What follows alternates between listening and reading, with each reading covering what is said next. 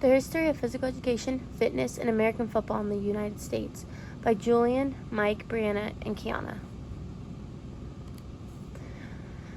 American football, through the history of 1865 to 1889, was known by Walter Camp. He was the father of American football and is the man credited for managing the game to its modern form. Under Walter Camp, the IFA established many rules that helped shape the game. The rules then changed over the years to improve the sport in many ways. In 1869, the first college football game was played.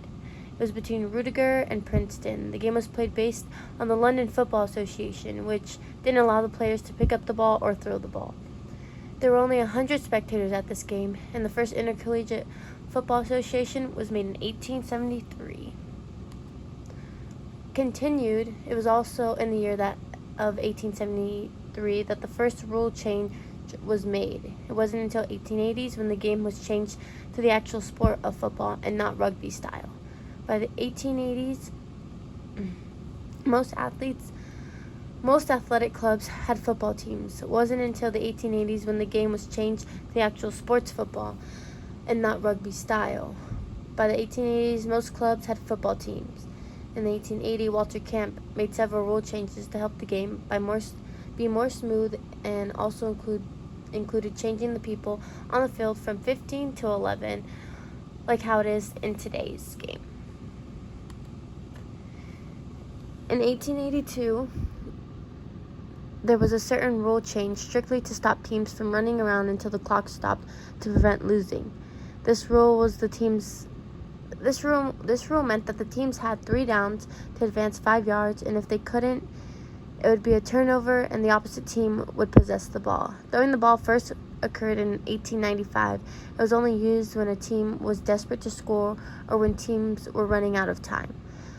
The move was still illegal at this point in time, but the first college football rulebook was established in 1876. Now, football from the 1900s to the end of World War I was a bit different. On December 28, 1905, President Theodore Roosevelt was close to stopping the game due to the many deaths that had happened. In response, 62 colleges gathered to discuss rule changes that would help the game be more safe. With fighting, gang tackling, and massive formations of the game of football, it was very unsafe, with 18 players dying during the 1905 season alone. On December 28, 1905, President Roosevelt was close to stopping the game due to the many deaths, and the 62 colleges that gathered needed to discuss these changes in order to keep the game going. In 1905 was also when the formation of the Intercollegiate Athletic Association happened, and today we know that as the NCAA. Having this association helped organize games and also establish more formal rules. By then, there was 432 cities around the U.S. that had American football teams. In 1906 is when the rules changes happened. These included the time change to 60 minutes, field goals were reduced to 3 points, and touchdowns were made worth 6 points instead of 4. End zones were made, and the teams were given 4 downs instead of 3 to reach first down markers. The forward pass was finally adopted and made fully legal in 1906. World War I had a big impact on American football. As competition and athletics were seen as ways for men to become better soldiers, this helped make the game once again very popular and allowed it to survive its crisis years regarding safety. But ultimately, because the National Football League originated in the 1920s as the American Professional Football Association, by the 1922 the NFL was formally named. American football history from the end of World War I to the 1930s continued. After the NFL was created, there were more than 40 teams that were formed in the first dozen years. Only 4 of them did not make it and dropped out. In the 1930s, passing rules were modified and took football to the next level and made the game closer to how it is today. In 1932, the championship game was added to the NFL. After World War II, around 1945, the NFL began to develop more teams around the U.S. The first televised college football game was on September 30th, 1939. The Heisman Trophy was also created in 1935 and was awarded to J. Burr Wagner.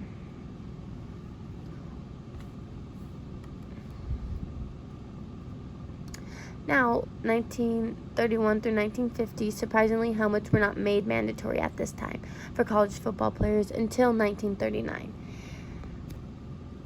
In the NFL, helmets were not made mandatory until 1953, surprisingly as well.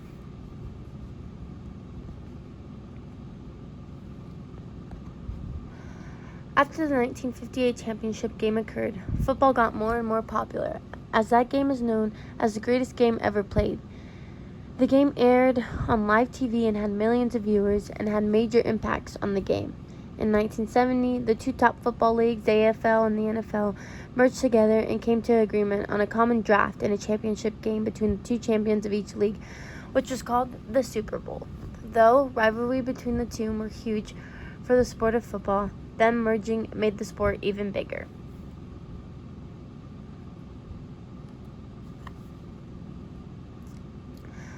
After the mergers, there were 3 divisions with 26 teams, and 8 teams went on to the playoffs. In 1958, the NCAA added the 2-point conversion, which was used 51.4% of the time that first year. Now, 1970s to the present, the championship game in college football, known as the BCS, first took place in 1998. In 2002, the NFL changed the 3 divisions into 4 conferences. There was also a total of 32 teams, where 12 of them went to the playoffs. The game of football is now played all around the world, but with many different leagues and all different kinds of levels. The NFL today averages about 15.4 million viewers throughout each season, and college football averages around 26 million viewers throughout their seasons as well.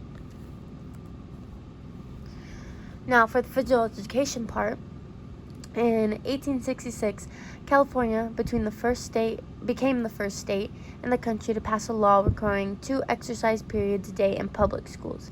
In 1825, Charles Beck would bring gymnastics to the United States. And in 1826, Charles Follen founded the first college gymnasium at Harvard University. 1823, women began to have opportunities to emerge and engage in physical education.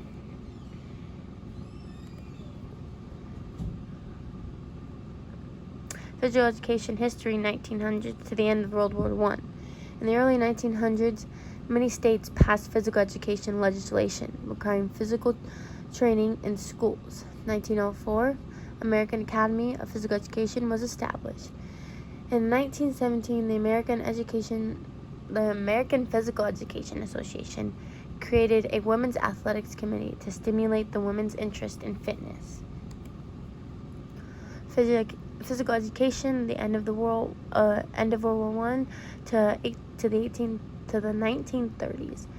In 1921, the 4-year course in physical education, hygiene, and athletics was established at the University of Michigan. In 1927, the first master's student in 1927, it had their first master's students in physical education graduate.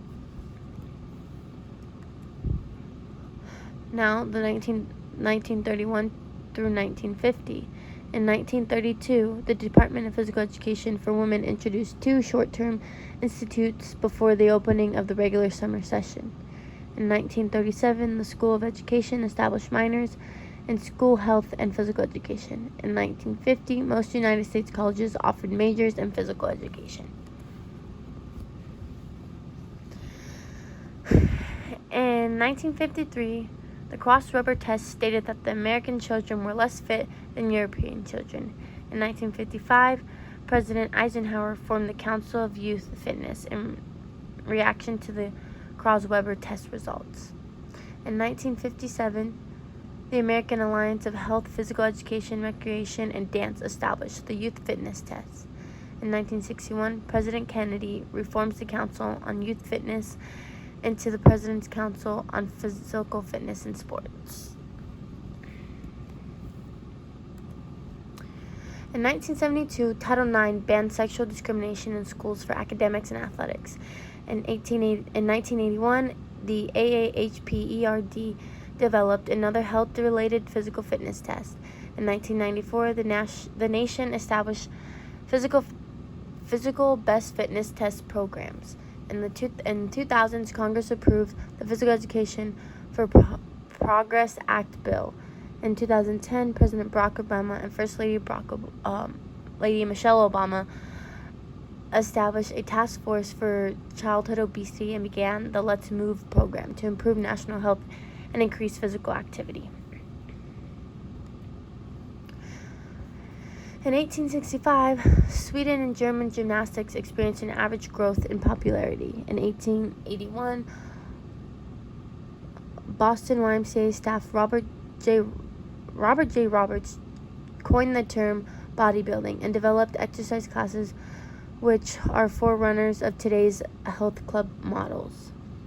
Frederick John had a huge impact on fitness as well, as he is known as the father of gymnastics.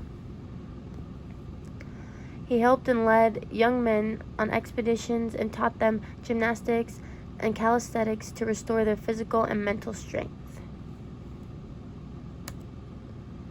The history of fitness in the U.S. continued through 1865 through 1889. The physical culture festivals John held attracted as many as 30,000 people. At the festivals, he focused on the practice of natural movements like running, balancing, jumping, climbing, and so on.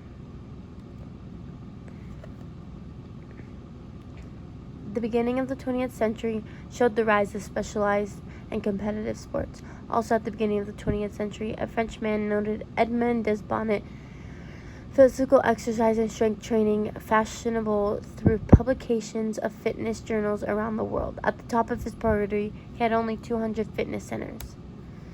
Edmond also had many strong men and bodybuilders that used his methods to get to the level of fitness that they were at. The first physique contest in America was held in 1903 and was held by Bernard McFadden.